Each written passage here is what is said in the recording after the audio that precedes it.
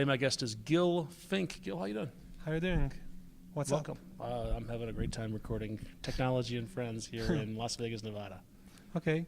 You came a long way to be here. Where are you from? Israel. Israel. And what are you doing with Israel? I'm a senior architect working for a company called Sela Group. We're an international company. We have branches in Seattle, in Toronto, in India, in Singapore, and the HQ is located in Israel. I think I'm approaching episode 300, and I don't think I've ever had an Israeli on my show. Okay. So Good you're to be the number first one. And you do a lot of web development, right? Yeah. A lot of client-side web development. Lately, yes, but I'm a senior architect. Okay. I'm working for big companies in Israel. I'm a full-time consultant, going from one project to another. I have a major client, but I can't talk about it. Okay. It's a little bit secured. Okay. Sorry. But mainly I'm doing web development projects and things like that. And I'm a Microsoft ASP.NET MVP. Okay. And I saw, well, the reason I said that is because I know here at Dev Connections you did 3 talks, all of which revolved around web development, and most of which were on client side or JavaScript focused.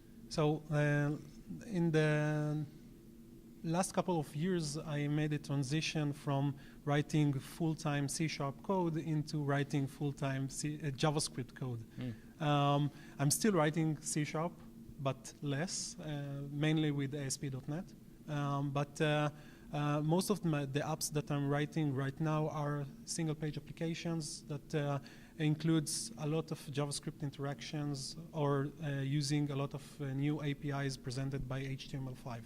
Let's talk about the new HTML5 APIs, because there's so many of them that I think a lot of developers, they recognize how useful they are, but they're kind of overwhelmed by just the sheer number. Yeah, the number is increasing day by day. Well, where is it now? I don't know. I didn't count it lately, but it 10, the last 100, 1,000? the last time that I've counted the number of JavaScript APIs in HTML5, it was 58. 58. Different new APIs. New APIs. Yes, that's insane. Let's narrow it down. Let's just talk about a few of them. Okay, it's a few very useful ones that you found. Okay, so in Dev Connections, I had a talk about storage APIs. I've focused the talk about into 3 main APIs in the storage and offline section in HTML5, and the talk was introduced web storage, which is a string-based dictionary that can hold up to 5 megabytes in the client side. Dictionary means just name value pairs. Yeah, name value pair, and that's all. But you can store objects also in the web storage because you can stringify and parse them back and forth. Okay. This is the using JSON format to stringify the object that you want to save, and later on you just parse them. The second API that I talked about was app cache or application cache. App cache is the nickname. Okay. It is a way to create offline web applications. You use a manifest file that has sections for things that you want to cache, things that you want to fall back if you try to do something that is not relevant to the cache, and things that you need network for them. So once you have that manifest and you point the HTML file that you have to this manifest in the server, then what you get is an offline behavior. That means that you don't have HTTP caching, you have an application cache which will cache all the relevant data that you wrote in the manifest. So the manifest is a file on disk, is that right? Yeah, it's a file on the server. Okay. And it gets downloaded with your page? It has to have a strict format. Okay. It starts with cache manifest. I see. And once you create that manifest, you need to use the content type text slash manifest. Okay. Text slash cache manifest. So along with requesting a page, you're also requesting this manifest file as well. Yeah. After the page is loaded, you put on the HTML element an attribute called manifest to point out where is the manifest located. And then it will request. And then it will do another request to the manifest, and it will read the manifest and understand what you want to cache in the application cache. Okay, so these are rules. The manifest contains, I haven't worked with this API, so forgive me. Okay. These are the rules for when, what data I will get from the server and which I could fall back on offline. It's not data, it's resources. What's the difference? Data can be a raw data. It can be an object, JSON object, etc. What you do with the application cache is you ask for resources. That means HTML files, JavaScript files, CSS files, images. You can cache them into application cache instead of into HTTP caching. I see. So once you've visited a page, you may not have to go back to the server to get that page. Yeah. Based on the rules in the manifest. Mm-hmm. Oh, okay.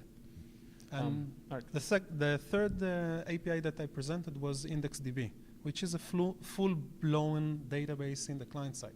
A relational database or no, object database or what? It's not a relational database. It's an index database, meaning it's NoSQL, something, and that means that you get, instead of tables, object stores that can store objects inside of them. Okay. So if you don't like using JSON parse and stringify with local storage, you can go to a data-driven database in the client side, which is IndexedDB. The problem is it's not supported in most of the browsers. Oh, which ones is supported?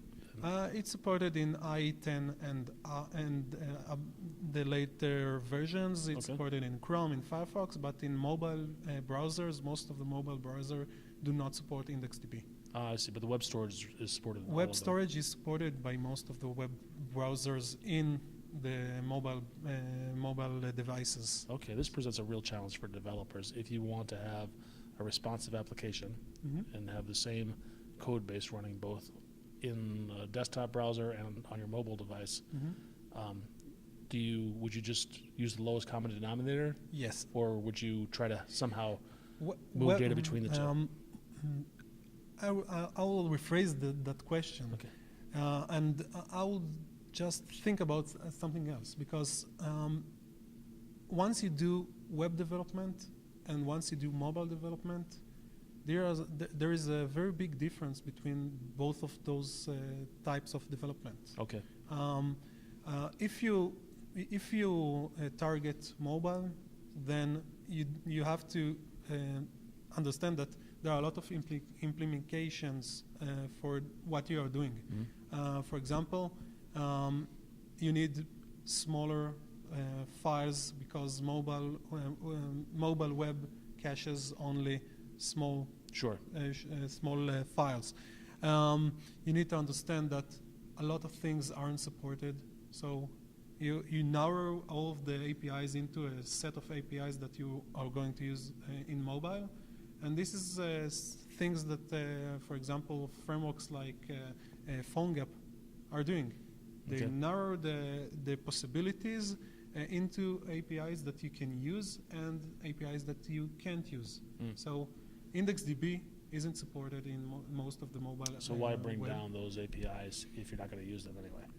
Because major sites can use those APIs. For example, I can use web storage or even IndexedDB to hold the cart in a retailer website.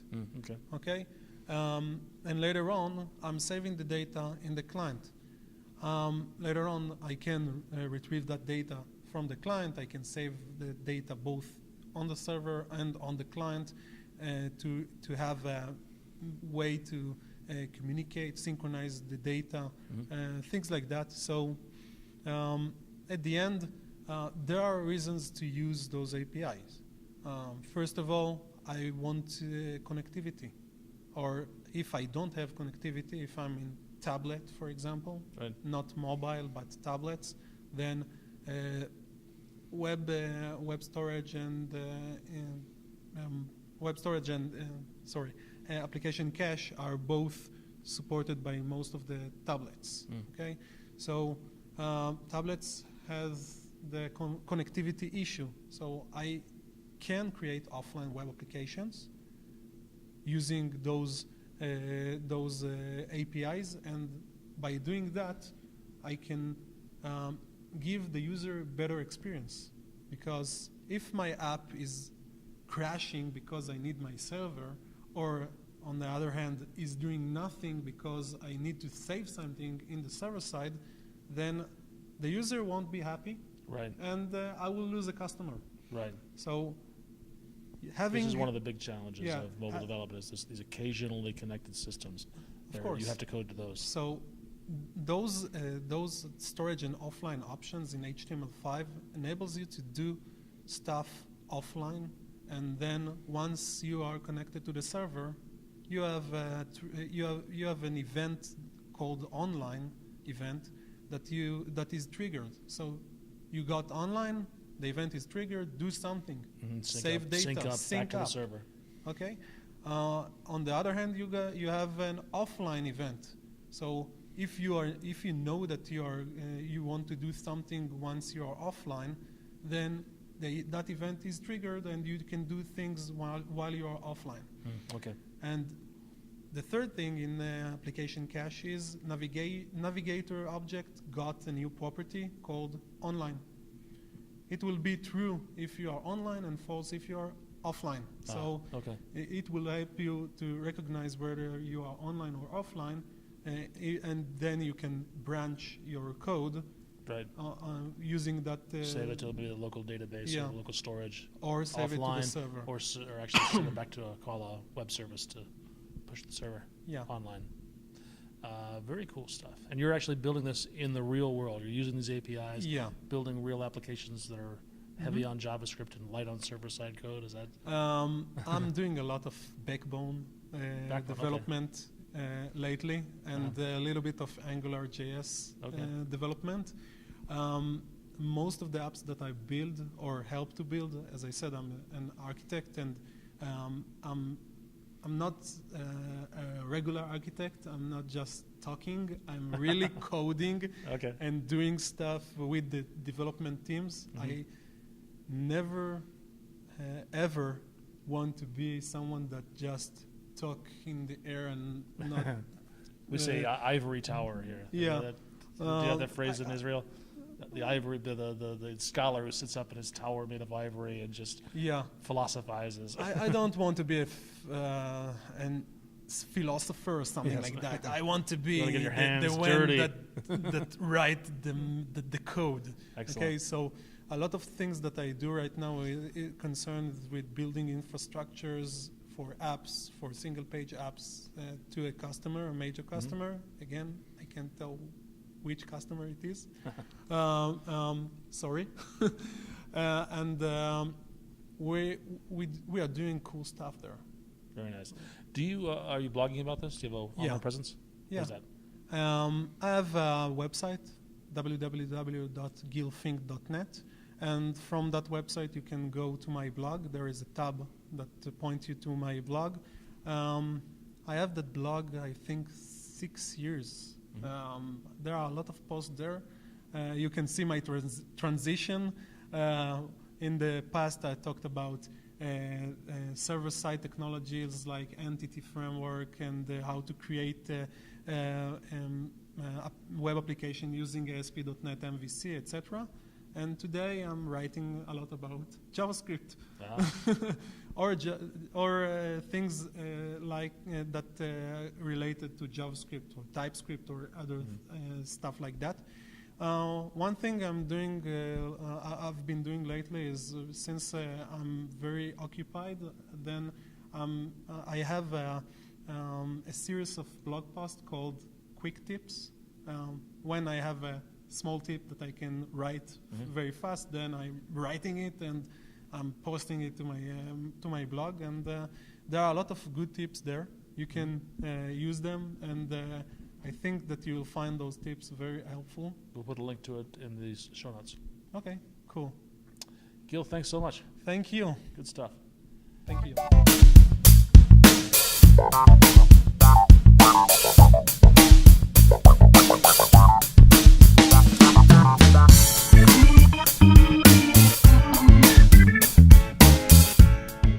technology helps you meet good friends, like David, for example.